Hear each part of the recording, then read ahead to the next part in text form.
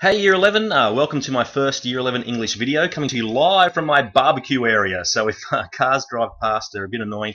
Really sorry about that, not much I can do. But anyway, we're going to talk about actor-audience relationship today. You see, we've already covered what drama is. I'm sure you've had enough of that.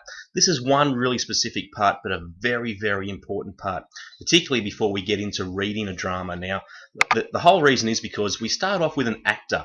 Okay, obviously we need actors if we're going to have a play. Pretty self-evident, that one. We also have a director. Now, sometimes actors can direct themselves, but it's really not a very good idea because they pretty much need a mirror. Because as a director, your job is to watch what the actor's doing and give them feedback. So we always have a director. The other thing directors do, apart from just telling the actors where to go and how to say things and all that sort of stuff, is they will have a huge influence on the set design, the costume design. If it's a musical, they'll work with the band.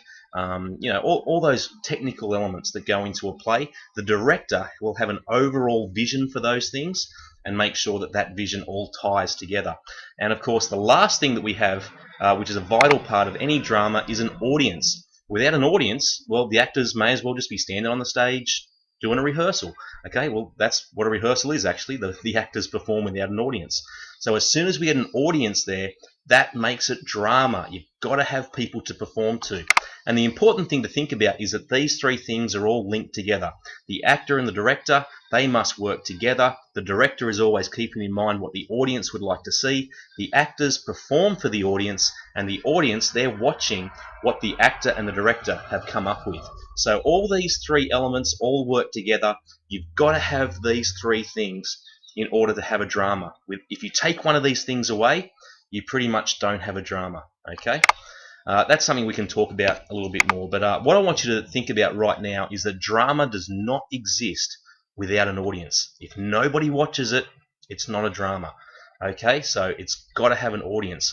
Why is this important? Well, plays are written with the intention of them being performed, and this needs to be considered when you're reading a play. Okay, it's completely different to a novel. With a novel, people read them and they're imagining things. They're creating the world in their head, and there are no limitations.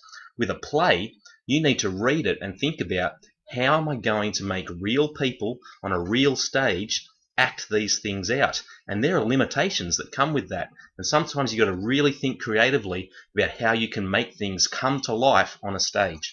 And the other thing is that every director, performer, and crew member has an effect on the way a play is performed. No two performances are ever the same. I can vouch for that. When I act, I change my lines every single time. And the reason is, it's not because I want to be clever or funny. It's because I can never remember them. So every single performance is different, and every audience is different. Every actor is different. Every director is different. I think you get what I'm saying.